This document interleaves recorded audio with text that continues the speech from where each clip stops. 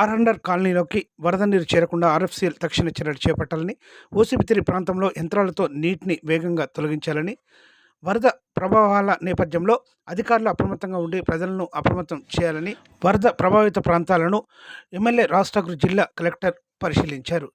ఈ మేరకు మున్సిపల్ పరిధిలోని వరద ప్రభావిత ప్రాంతాల్లో సహాయక చర్యలను మరింత వేగవంతం చేసి ప్రజలకు ఎలాంటి ఇబ్బందులు కలగకుండా అన్ని శాఖల సమన్వయంతో పనిచేయాలని జిల్లా కలెక్టర్ కోయశ్రీ హర్ష ఎమ్మెల్యే రాజ్ ఠాకూర్ అధికారులను ఆదేశించారు.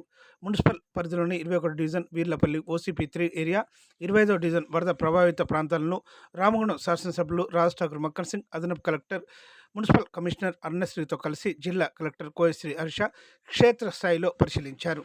వరద పరిస్థితులను, నీటి నిల్వలను, ప్రజలకు కలుగుతున్న ఇబ్బందులను పరిశీలించారు. అధికారులకు పలు సూచనలు చేశారు.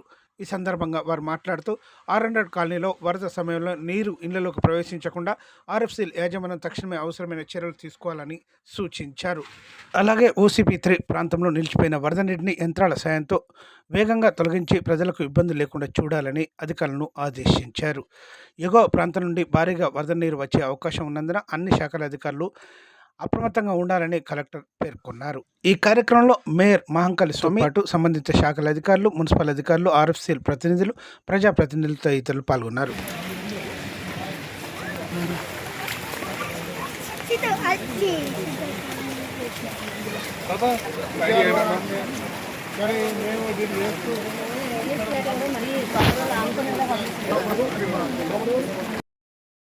జరగండి.